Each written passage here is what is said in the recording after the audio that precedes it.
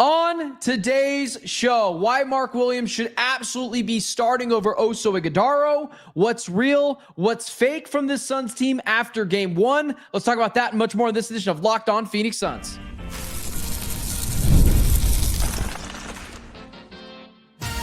You are Locked On Suns, your daily Phoenix Suns podcast, part of the Locked On Podcast Network, your team every day. What is up, and welcome back into Locked On Phoenix Suns. My name is Benjamin Garcia, host of the Ben Garcia Show Mornings on YouTube, and a credentialed Suns media member. Thank you for Locked On Suns, your first listen here on this beautiful Friday. Don't forget, Locked On Suns is free and available on all platforms, including YouTube. So click that follow or subscribe button to do what thousands, millions, billions, trillions of Suns fans have already done. Become it every day or get locked on the Phoenix Suns right here each and every day. Joining me today, we're just going to schedule them once a week and we'll just figure out when it's going to work out. That just works better for us. Last night, I tapped him on his shoulder and I said, hey, does tomorrow work? And you're like, because I asked him, hey, do the Dodgers play tomorrow? And you're like, no, they don't play until Friday. He's like, want to come tomorrow? Worked out perfect. John Voida, managing editor, Bright Side of the Sun, host of the Suns Jam Session podcast. What's up, man? How are you? How is your post game one? Well, I'll tell you this, Ben, I didn't even know you were there last night. All of a sudden, you were there. It was like the third or fourth quarter when you're like, hey. I was like, whoa, man, where you been the whole time? We could have said what's up. We could have had a hot dog at halftime together, you know? Well, dude, okay. Kid Ink was performing at halftime, and I didn't miss that. Dude, okay. No idea who that is. Yeah, it's because you didn't grow up. You didn't. I did grow up a lot. I grew up a lot later, or a long time. So I just got done with dinner with my wife, and I told her about this. I was like, oh my God, I think I'm old. Because like years ago when Ja Rule did like the halftime performance at the Bucks perform, and everyone was like, what the heck is this? They said Kid Ink was performing, and I was like, what? I love Kid Ink in high school. I was vibing the entire halftime show. So that's why you didn't see me at halftime, because I actually wanted to, for the first time ever, watch the halftime show. But I was there the whole time. I was just working. I know sometimes I was like too. No, I know, but I have my head down. Kid Ink was up there playing. I was still typing my first half recap, you know. So, and had Ja Rule been there, my laptop would have been closed. I would have see, girl, put it on, man. Now you understand. Well, hey, it has been an absolutely nuclear last. 24 hours since the Suns game ended. We had some laughs. We had some tears. I never gave up on this team. I know you never really did either. But a lot of people we're kind of spazzing out a little bit about this team and that at halftime. And I got it to an extent, but to me, it felt like we'd already saw this game. I know the preseason is different from the regular season, but the Nets were shooting 60% from the field. They were up by 10 points, out rebounding the Suns like 20-10 in that first preseason game in China against the Brooklyn Nets. Like the Suns came back in that game. They did exactly what they did. Now, the only thing that scared me a little bit more was the Brooklyn Nets don't have the shot makers that the Sacramento Kings do. Like the Kings got real, actual dudes, but the Suns did what I think they're going to have to do more than a handful of times this year and get timely buckets and push the other team around. I mean, I'll tell you what, man, the way that game was officiated last night, I thought the Suns were going to lose because they weren't being allowed to play their game. But Zach LaVine was, building a house with as many bricks as he was throwing up. And, I don't think he had, fall out of a boat and hit water in that fourth quarter. So that's what I kind of got from it, man. This is what the Suns team is going to look like. And we'll leave it at that. What did you take? And then I'll tell you my next thing. So here's what I'll say. There's reasons to be excited, obviously, and there's reasons for concern. The first half was an anomaly relative to how the Sacramento Kings are going to perform. Okay, the Kings are not going to shoot 50%, 53.8% from beyond the arc every half. They're not going to shoot 64% from the field. They were making a lot of shots. But so you can look at it through that lens and okay, that's why the Suns were down upwards of 20 in the first half. But the challenge in the first half that the Suns had is something that I think is going to be a continual issue that we will talk about every time I come on the podcast is I'm concerned about the shooting on this team. And we had challenges with the shooting. Again, 39.3% in the first half from the Phoenix Suns from the field and only 17.6% from beyond the arc. We don't have a team of elite 3-point shooters. Okay, you have Devin Booker, career 35%. Jalen Green, career 35%. You got Grayson Allen and Royce O'Neal. Those are your primary guys from beyond the arc. Dylan Brooks can hit him. There's plenty of guys who can hit him, but the question is, will they hit him? And what was interesting in the first half is how the Suns were attacking offensively. Is they were going to the cylinder. They were putting pressure on the cylinder, which is something that this team did not do last year. It's something that Jordan Ott stated that this team would do this year. And we saw it. And so what it did is it, especially with no Keegan Murray, no Domantas Sabonis, is attacking the cylinder consistently and putting that pressure on the rim, opened up those shooters. The shots weren't contested. They were just missed. And that's what kind of concerns me. If we look at the second half, the same philosophy, and mind you, in the first half, we had 54 points. 34 points came at the rim, in the paint. Okay. And there are other 7 more points came at the free throw line. So it's a total of 41 of the 54 points were not from the mid range and not from beyond the arc. Okay. The second half, the same strategy occurred offensively, but the shots started to get knocked down. We started to see the Suns light it up from beyond the arc. They ended up shooting 7 of 17, 41.2% in the second half. They shot 59% from the field.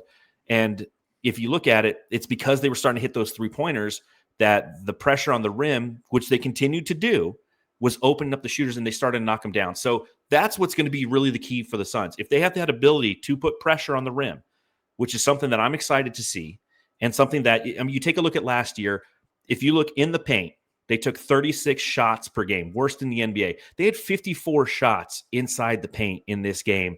Out of a total, I think, 95 total field goal attempts. So a big uptick in trying to navigate the paint, which they haven't done in the past. The key is, can the shooters continue to shoot? We had these halves where it was kind of the anomaly, as I stated, where we were very subpar. The Kings were very, above their averages, most likely. It's going to be interesting over time to see if that kind of, for the Suns offensively and defensively, if it kind of goes back to the mean. Yeah, man. Like that first is funny you said that. So I got in trouble on social media because I tweeted out Devin Booker was like a net negative. I was like, Devin Booker. Yeah. At that point of the game when the Suns were shooting a collective 31% from the field, I literally tweeted out, Devin Booker has not only been bad tonight, he's been a net negative for this team. And my point being from that was, I didn't think it was a controversial tweet. And people were like, this guy's an idiot. I'm like, the context matters, guys. This tweet was tweeted 6 hours ago. Or, when this was like, it was just different because the Suns weren't hitting shots. And even more importantly, Devin Booker wasn't hitting shots. And when you're already down Jalen Green and your second best shot creator, God, I hate even using that word about Dylan Brooks because I love Brooks. I think he can shoot the 3 very effectively. Even when Jalen Green is not playing, this guy cannot take 24 shots. And that is Memphis Grizzlies Dylan Brooks. That is shooting teams out of games. And so, I got in trouble for that. But part of the Suns getting back into it was Devin Booker started to hit his shots. I mean, he was looking at a really bad field goal percentage shooting game. And so, he came back into it. He kind of figured it out towards the end. But the biggest thing, this is what the Suns are.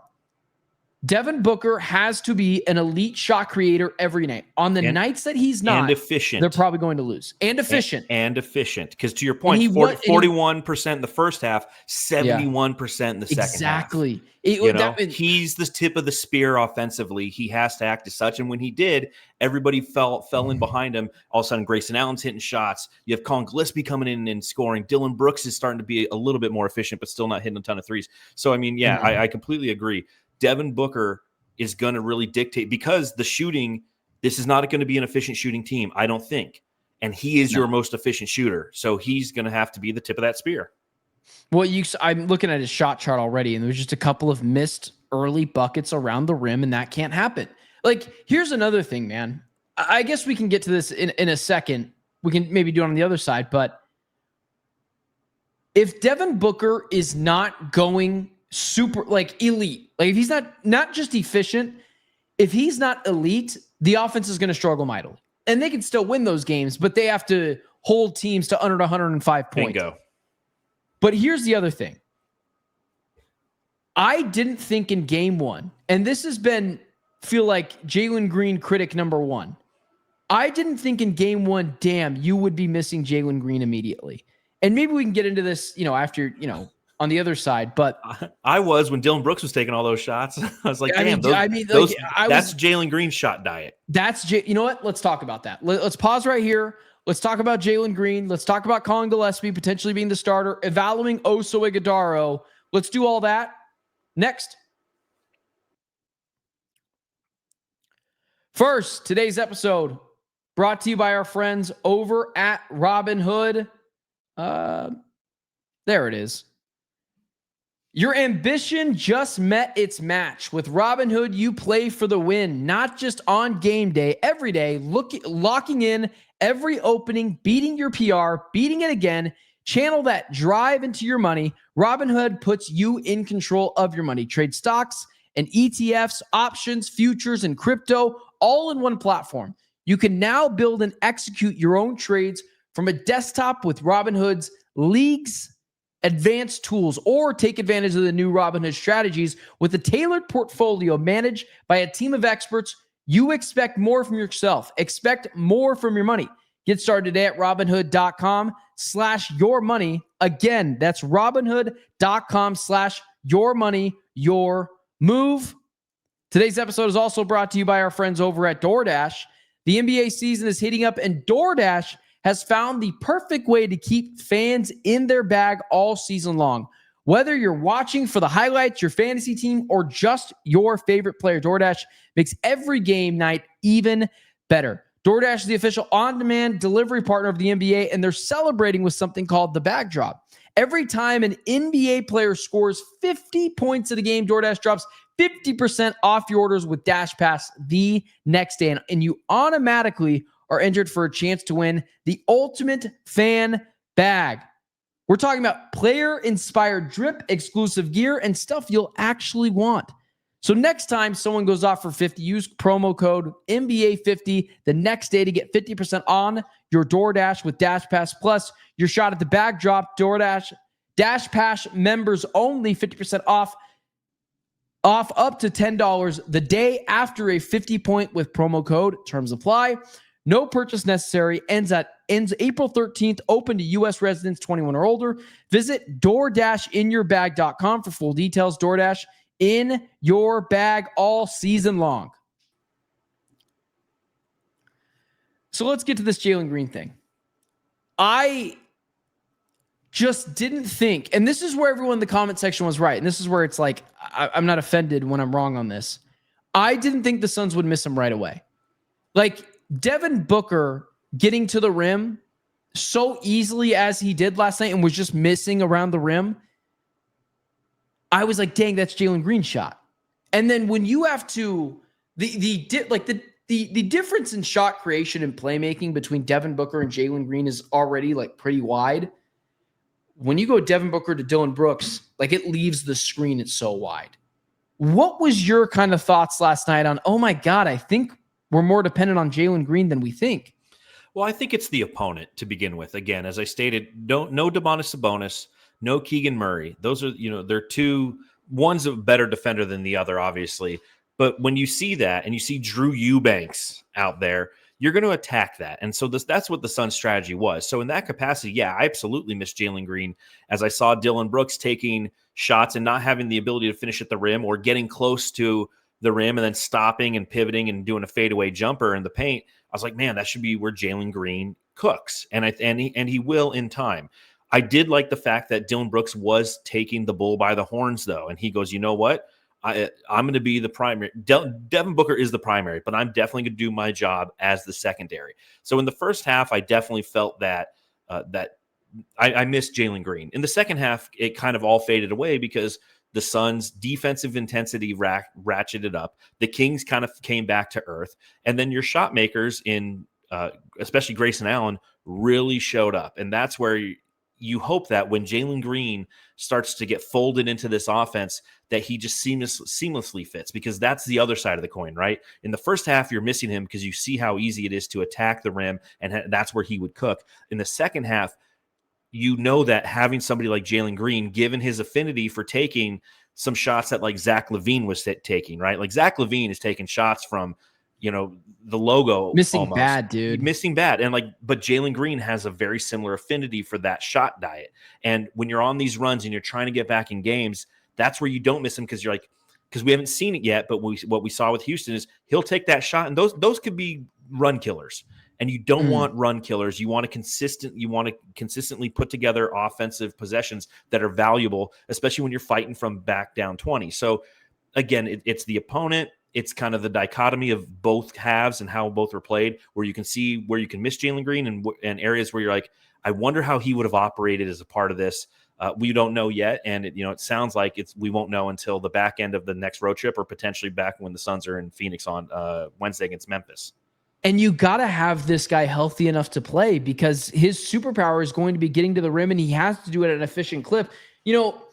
This is so obvious. And this is why, I was hard on Devin Booker last night in the first and second quarter, and halfway through the third and halfway through the third quarter was they're so dependent on him. They're so dependent on Devin Booker. Dude, let's say Jalen Green is back. When Devin Booker has his patent miss 6 games because of a hamstring injury, I don't know if they're going to win any of those games. They're going to still play well defensively, but where are the points going to come from? Well, but again, it comes from the inside-out approach that worked, and we don't know if it'll work against other teams. We need to see it, and again, this is why it's hard to sit here and talk about one game and try to talk about it like it's fair. A trend. But if it is a trend, if that's true, and Jordan Ott did say in his first press conference that extra possessions and pressure on the cylinder, because he recognized that this team was immune to the paint last year, last in the league in dunks, right? I mean, this team is now 4th in the league in dunks after one game, right? So if you do that, it's almost like running, but again, it's showing that you're doing something. You're either rebounding. Right. But the way I look at attacking the paint in the NBA is like running the ball in football. Yeah. When you run the ball, you're being the aggressor. Okay. You're not settling for a 3-point shot and that possession, that long rebound. And the more that you pound the paint, the more that you run the ball, you open up the play action game. You open up the passing game. In the context of basketball, you open up the 3-point shooting and the mid-range shooting because the defense is going to start to collapse. They know that that's what you're doing. Next thing you know, Ryan Dunn's wide open in the corner. The key to success for this team is when Ryan Dunn is open in the corner, when Grayson Allen, Royce O'Neal, Dylan Brooks, everybody up and down the line is open. They got to knock down the shots. That's where the scoring is going to come when Devin Booker's out. That's when the scoring is going to come when Devin Booker's in. That's when the scoring is going to come when you have both Jalen Green and Devin Booker on the floor. That's how they need to be successful. And we saw him attempt in the first half last night. Didn't work. Attempt in the second half. It did work. That's interesting. Okay.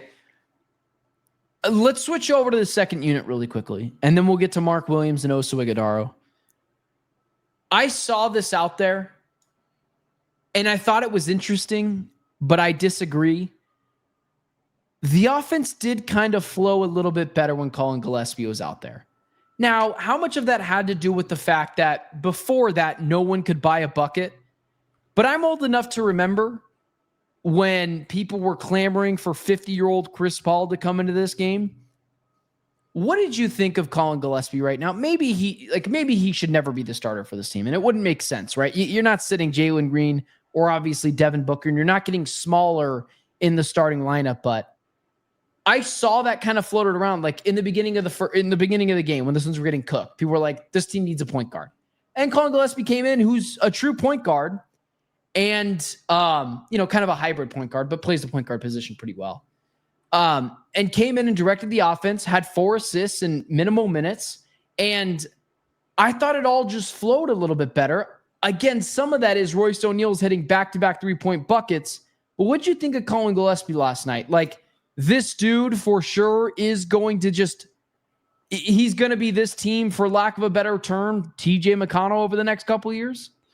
So I think that's that's the proper role. TJ McConnell. It did look like he took a step. It was one game, but it did look like he took a step yesterday. Well, again, he touched the paint. It's unbelievably vital for success in possessions in the NBA is to touch the paint. And that's what he was starting to do. Now, remember, much akin to the rest of the Suns, he was -12 in the first half, but he was a +21, a best on the team, a +21 in his 11 minutes played in the second half. He was 3 of 6 from the field in the second half, 1 of 3 from beyond the arc, only had 2 assists. So it's not like he was constantly setting up the offense, but what he was doing was he was the initiator of touching the paint, allowing the defense to collapse, and then actions off of that led to success for the Suns. So what that is that's good scheme by Jordan Ott. It doesn't necessarily mean that all of a sudden Colin Gillespie is a starting point guard in the NBA. I don't think so. Spot start as needed with injuries? Absolutely. Because he has the dog in him, because he has the aggression in him, and because he has the ability to navigate with the ball to get to the paint, which is something that we've had, like Tyus Jones last year. Tyus Jones was amazing when he would attack the paint, but he would never touch the paint. He became a traffic cone standing out on the wing, hoping for a corner 3-point shot because of the system that he was in Coach Bud Light's system. So I think that what Jordan Ott is doing through one game is very cerebral and very strategic, and it made Colin Gillespie.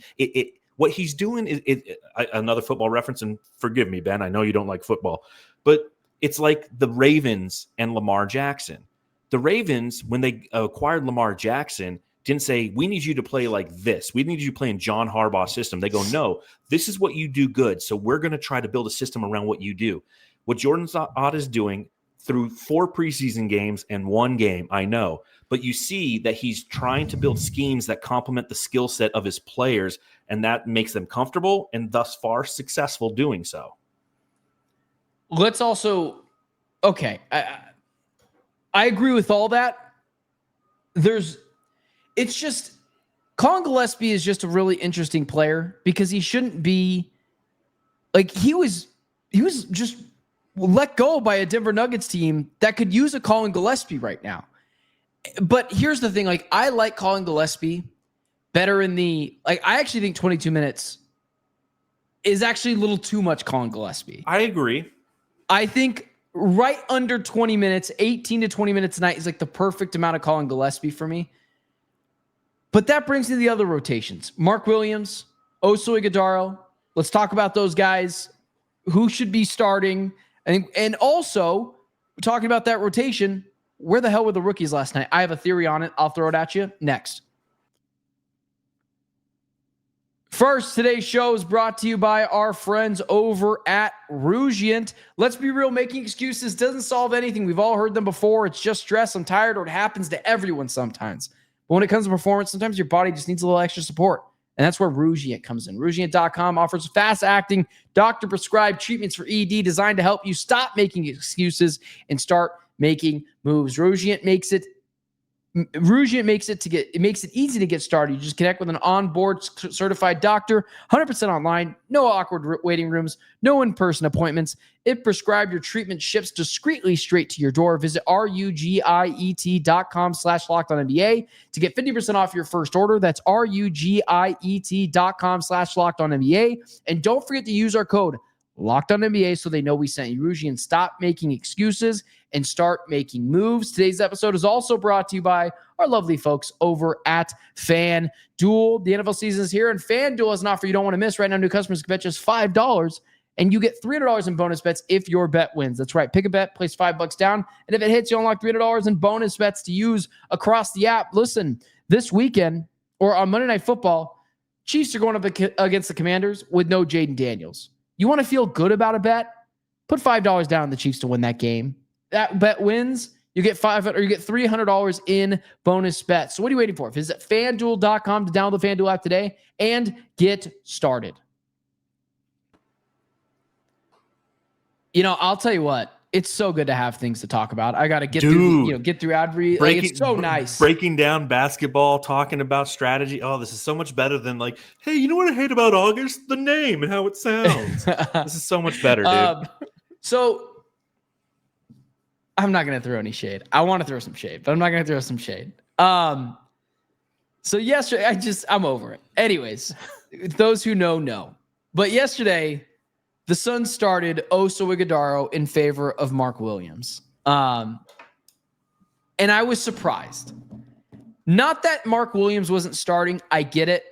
Minutes restriction. You're easing him in. This is a dude that doesn't play a lot of games. I'm surprised it was Oso. If you would have told me that not only Oso was going to start, but Nick Richards was going to play 5 minutes, I would have really said, what? I don't know what Oso does out there. He moves the ball well. Like he does swing the ball around. He's a good passer. Like the ball doesn't stick in his hands and the offense doesn't get stagnant. He doesn't freeze up. But what is he doing defensively that makes you feel like he's great out there? I don't think he's terrible, but he's not great. And what is he doing offensively that adds an element that is going to help you? Like, I get maybe not wanting to start Kaman Malawach in the first game. I get maybe not wanting to play I get maybe wanting to sit Mark Williams aside, but like Nick Richards should have started last night. What was your kind of thoughts on that? I think that the reason you start Oso is because Oso started all the preseason games. He has connectivity with the players who he's going to be playing with. You know that from a defensive standpoint, he's guarding Drew Eubanks, right? Like, God, yeah, he still sucks. So you know that you have some leeway there, right? If Domas Sabonis is playing, I bet you Nick Richards plays.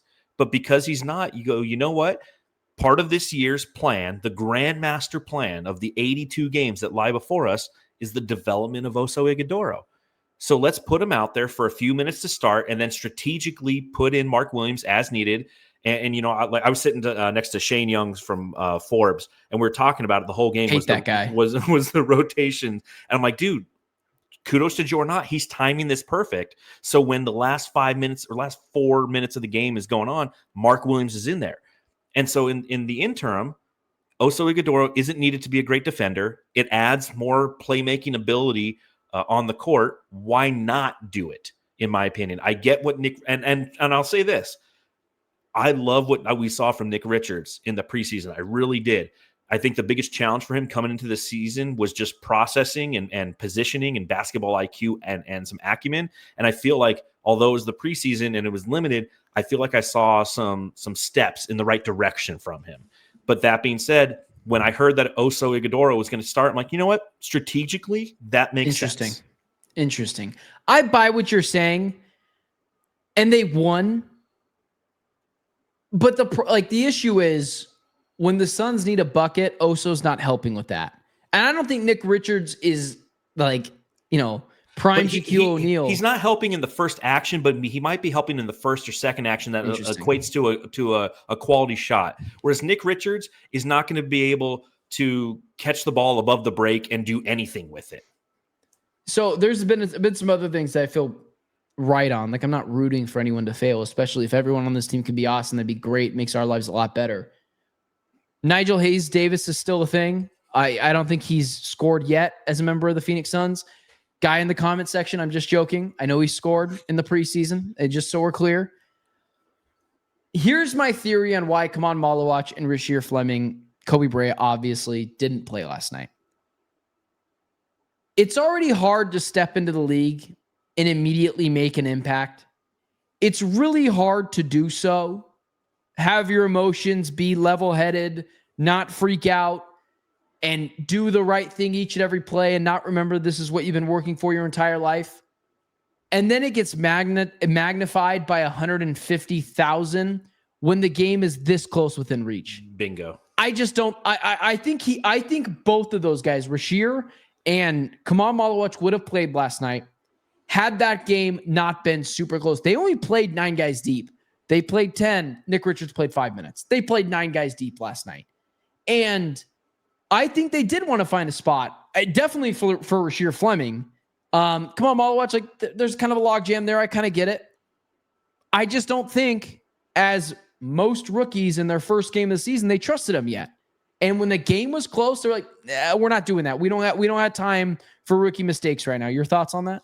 Well, I think that not every rookie can be VJ Edgecombe. Am I right? I mean, come out and score 35 points in your first. Dude, it's so crazy. It's always like DeAndre Ayton should be the number 1 pick. Oh, Luka's better. Cooper Flagg, like first day, like VJ Edgecombe looked awesome. Well, and Trey Johnson's looking good, but so every situation is unique, and I do agree. Had this game continued on the trend it was at halftime, we definitely would have seen Rasheer Fleming for sure, and most likely Kaman Malawach, just to get them some mop-up minutes. And that's where, at the front end of the season, we will most likely see them.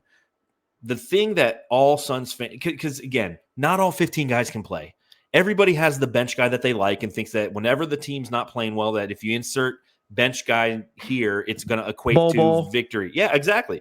Everyone's been right on that, by the way. Well, we lost by 15. Why didn't Bol? Because Bol's not going to get you there. Because Bol's not very good, guys. Because every team in the NBA has passed up on him. Exactly. He's still out there puking at concerts. Okay. So if you look at the entire, that was something last year where I got a lot of flack for, and I was like, guys, he's just not very good, and he turned out to be not very good. Brendan even went after me for that. Anyways, continue. Well, no, I was not on the roller coaster, if you will. Like there was times when he proved me wrong, and I would say, hey, you know what? Tonight he played well, but I think in the long term, he was too long to be a effective wing player, and he was too skinny to be somebody who was effective on the interior. But that's last season. Focusing on this year, I think that again, the word that we really need to understand and truly live and breathe is patience. It will come. Rasheer Fleming minutes will come. Come on, Mala watch minutes will come.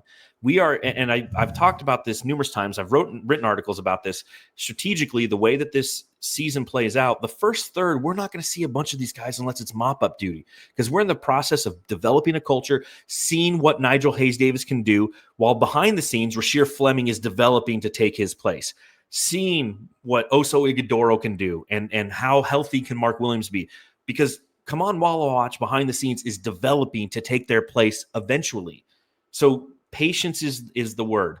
And the fact that they played 10 guys deep, technically 9 if you want to get, say 5 minutes for Nick Richards, it was the right move. And because that third quarter, 36-21 for the Suns, they executed the game plan and the adjustments of Jordan Ott to start switching on defense and really changing up some looks for the Sacramento Kings.